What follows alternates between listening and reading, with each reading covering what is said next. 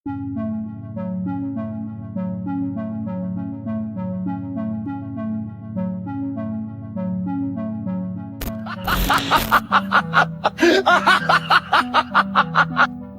hari kedua Osaka Expo Indonesia Pavilion ramai dipadati oleh ribuan pengunjung. Ya, benar sekali, pengunjung yang datang mengaku terpukau dengan desain tiap ruangan yang ada di Pavilion Indonesia. Pavilion Indonesia di Expo 2025 Osaka berhasil mencuri perhatian dunia. Dengan desain arsitektur yang memadukan kekayaan budaya dan inovasi modern, Indonesia tampil memukau dan mendapat banyak pujian dari pengunjung internasional. Sementara itu, Pavilion Malaysia dituding meniru konsep desain kreatif dari pihak lain. Isu ini ramai diperbincangkan, bahkan sampai disorot media besar. Tampak bangunan Pavilion Malaysia di Expo Jepang menggunakan elemen kayu yang mengingatkan pada konsep milik Indonesia. Bukan tak nak layan Konoha ni, tapi...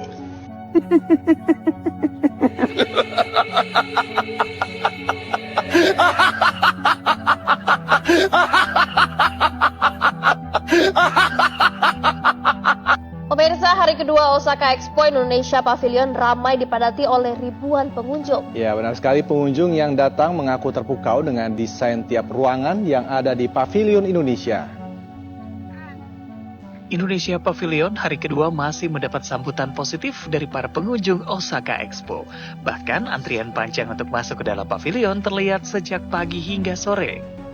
Sejak hari pertama dibuka, sedikitnya 4.000 pengunjung yang datang ke Pavilion Indonesia. Yeah, hi. It's a pleasure to visit the pavilion from Indonesia, and maybe it will be beginning with the tropical forest and all the area where you have a lot of textiles, because I'm crazy about textiles and traditional handcrafts.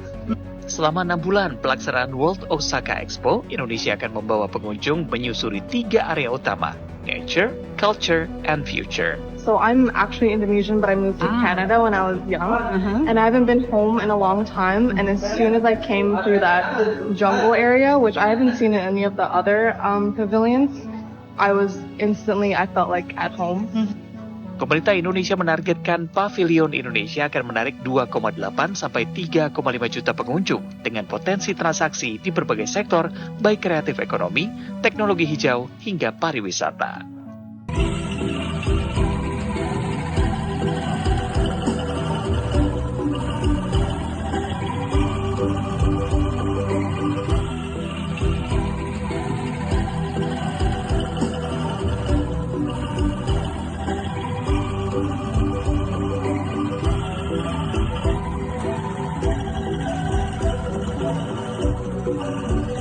Baru tahu ternyata Indonesia punya pameran sekeren ini di Jepang.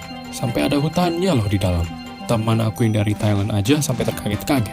Ini review dia tentang pamerannya. First impressions?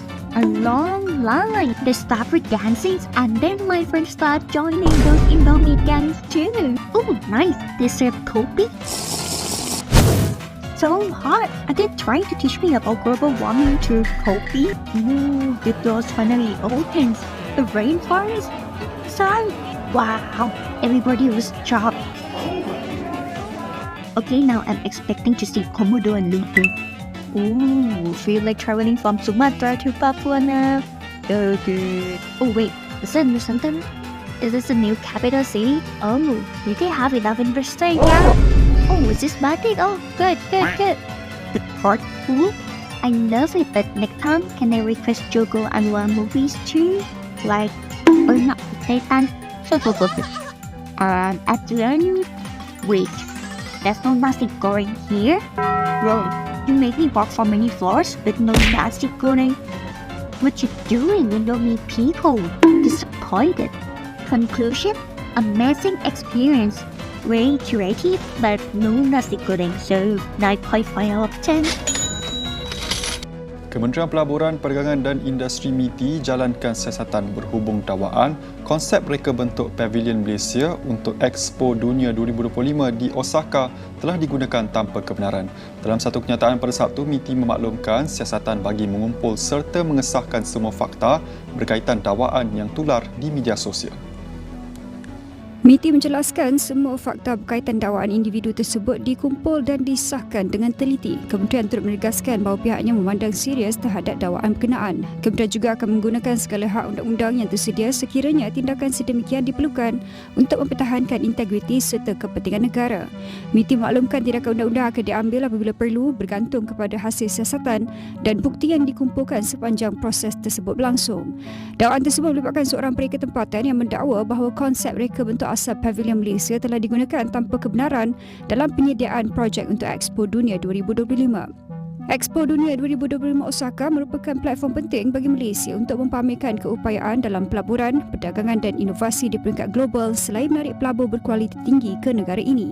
Indonesia berhasrat menarik pelaburan dalam industri pembuatan lestari dengan menyertai World Expo 2025 Osaka pada April depan. Ketua Pengarah Ketahanan, Regionalisasi dan Akses Industri Antarabangsa Tri Supondi berkata, acara tersebut dijangka menjadi tumpuan seluruh dunia menyaksikan potensi industri Indonesia yang semakin kukuh di sebalik cabaran global. Kata beliau, World Expo 2025 Osaka akan menjadi detik penting untuk mengukuhkan kedudukan Indonesia sebagai pemain utama dalam rantaian bekalan industri global. Tambah Supondi, penyertaan Indonesia dalam Expo ini bukan sekadar acara promosi, tetapi langkah strategik untuk menarik pelaburan berkualiti tinggi dalam sektor industri negara. Jelasnya lagi, Indonesia telah menunjukkan ketahanan dalam prestasi industri dengan realisasi pelaburan mencapai RM697.5 trilion pada tahun 2024, peningkatan sebanyak 23.5% berbanding 2023. Sementara itu, kadar penyerapan tenaga kerja dalam sektor industri bukan minyak dan gas kekal tinggi pada 19.96 juta pekerja atau 13.79% daripada jumlah tenaga kerja industri setakat Ogos tahun lepas. Indonesia juga akan meneroka perkongsian dengan negara lain yang menyertai Expo Osaka, termasuk Amerika Syarikat, Jerman, China dan Eropah. Melalui diplomasi ekonomi dan industri, kerajaan Indonesia berusaha untuk memperluaskan pasaran ekspor sambil menarik lebih banyak pelaburan. Malaysians are claiming Minangkabau batik, rendang and even nasi padang. Please welcome Miss Cosmo Malaysia.